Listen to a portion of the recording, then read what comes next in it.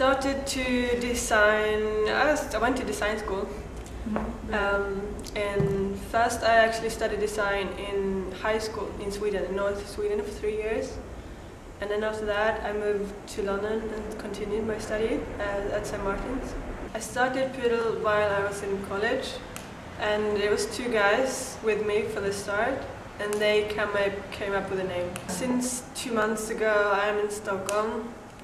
We're actually on the countryside, outside. So, but I'm going front and back to London and Stockholm. So, I might go back to London. It's so hard to compare the two, Stockholm and London, but I think Stockholm is so small. We have a few good designers and the production is good. But London it's just so big, and there's so many fashion designers out there, and really good ones too.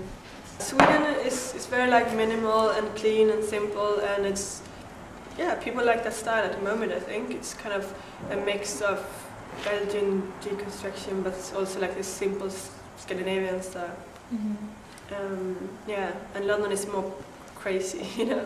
I try to stay in my thoughts in London because that's where it's happening, and it's so much going on, and that's so inspiring. While Stockholm is like standing still and it doesn't move. It feels like that anyway. I used to go out so much, and now I'm kind of tired of going out. Same people, and then, but also like I'm working so much and then I can't go out, which is good. But I want to have the option to know that I can do it if I want to. Like in Stockholm, you don't. In Stockholm, it's like there's not so much to do. Like I want to have the option to know if I want to, I can. Poodle is very dark, and we use black, grey, and actually blue and purple this season. Very, very dark colors. And I don't like colors that much. That's the reason why I don't use it. And I think that's very Scandinavian, not to use crazy colors. It's very simple and clean, like black and white and grey. It's more about the design and the garment itself, more than the color, I think. Quality, the cut, and the details, it's the most important thing. I think Poodle is very like Scandinavian mix with, it's very clean and simple, but it still have the details. And it's kind of the unisex, androgynous feeling. I think the inspiration comes from like my surrounding. When I travel so much, I'm never in like one place, and also like the street culture from like the Europe. This season, the spring summer, is the launch for the US, and I think it's great to be. So I have good shops in LA, New York, and Chicago, also in Canada. And I think it's good to be in the big cities. The sale's going to be more international, so I want to concentrate on that, and I want to move back my studio to London, and I want to try and get the States to be bigger in the States.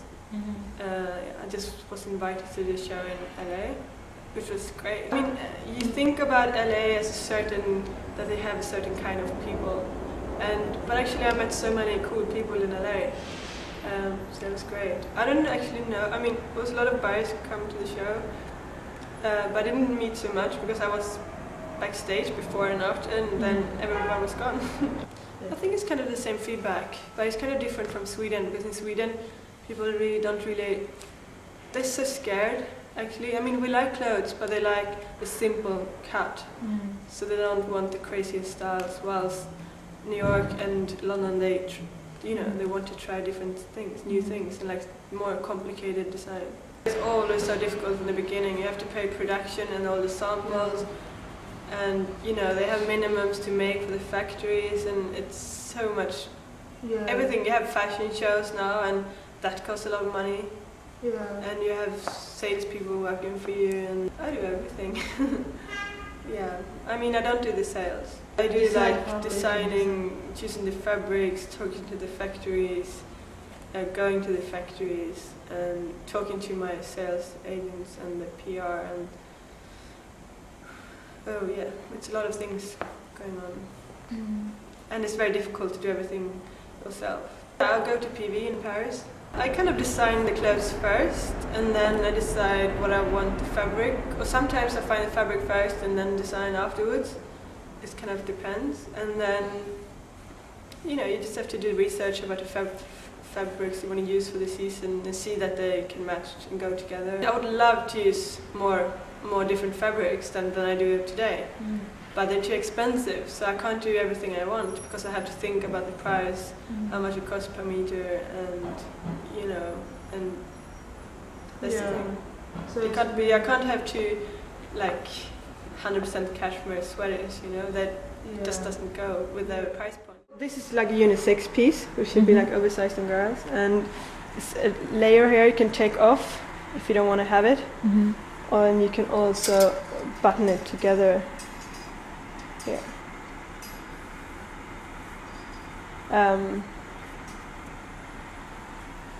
This is actually my favorite piece. Black, grey, dark blue and purple.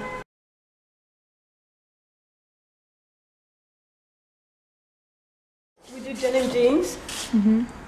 This is a men's style. We did 3 different styles. It's like a coated fabric, but with a wash. It's like blue blackish. It's really nice.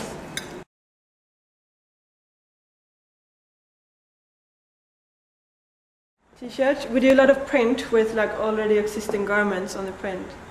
So this garment is actually this one.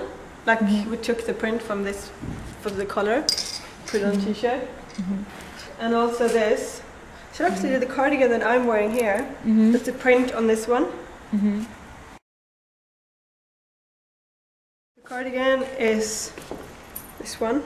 It's like a slit here, which we're using. We also have this piece, which is like a hand-knitted sweatshirty jacket. This was a piece we did for the show. It took a few days because first I had to cut all of the straps and then knit from them. To cut all the straps, it took a long time, you know. And actually the knitting doesn't take that much time because it's so big, it's so chunky. It's actually from the spring-summer collection. It's a coated denim jacket. That's t-shirt. That's actually I have a necklace which is like a chain with hand gloves, as you can see here. And my friend did a print for me, which is from the chain. Okay. And that's the same in the knit. It's like intarsia knit. This one is one of my favorites too. It's like a short jacket. And this one has been working good too. It's like a cardigan like that. It's hanging here in the front. I mean, a lot of guys bought it too, so it's unisex piece. Within like the next couple of months, my goal is I need to employ someone who works for me and to have a studio in London. That's the goal for the next couple of months. But yeah, of course, within the next few years I want to have like a big sales so I can start paying out myself a salary. Because it's so much fun and I want to continue doing it.